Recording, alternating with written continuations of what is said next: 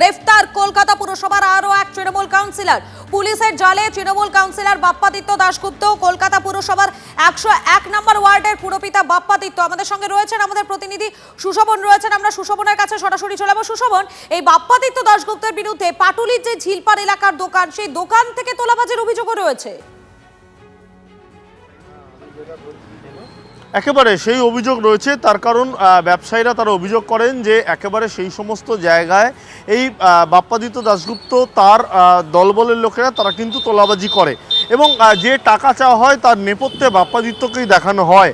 আর অন্যদিকে তোমাকে জানিয়ে রাখি যে অভিযোগ দায়ের হয়েছে, সেই অভিযোগে কিন্তু একজন অভিযোগ করেছেন যে তোলাবাজি 2 লক্ষ টাকা চাওয়া হয়েছিল, এমনকি হুমকি দেওয়া হয়, দীর্ঘ সময় ধরে জমায়েত করে রাখা হয় এবং তারপর কিন্তু রীতিমতো ভয় দেখানো হয়।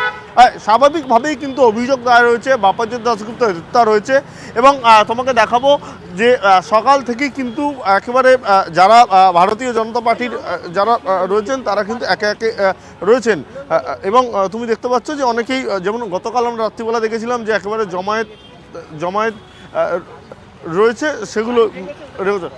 আরেকজন রয়েছে, একটু কথা বলার চেষ্টা করি। আপনি কি থানায় এসেছিলেন? কেন আমার সাথে আপনার কোনো গাড়ির কোনো সমস্যা?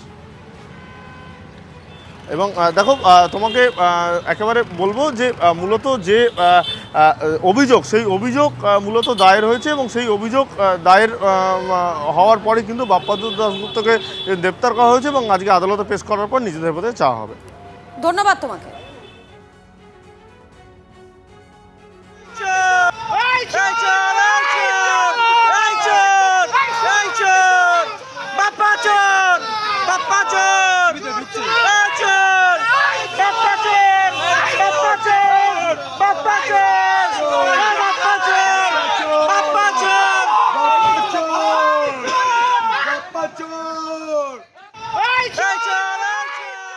আমাকে ভয় দেখানো হয়েছে, আমাকে বলা হয়েছে যে আমাকে মার্ডার করে দেবে। আমি বিশ্বাস করি যে ঈশ্বর না চাইলে আমাকে মার্ডার কেউ করতে পারবে না।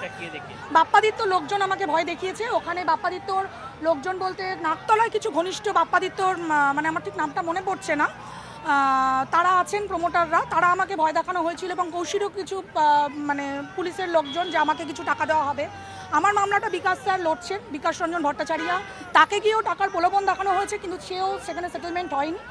তো মামলা আজও আমি জাস্টিস পাইনি, কারণ বাপ্পাদিত্য প্রত্যেকবারই গিয়ে ওই নিউ আলিপুর যে পুলিশ কোর্ট আছে, ওখানে ওদের একটা টিম আছে তৃণমূলের, তো সেখানে গিয়ে সব সেটিং করে। সেখানে আপনার দীপ এই মামলাটার উকিল ছিলেন।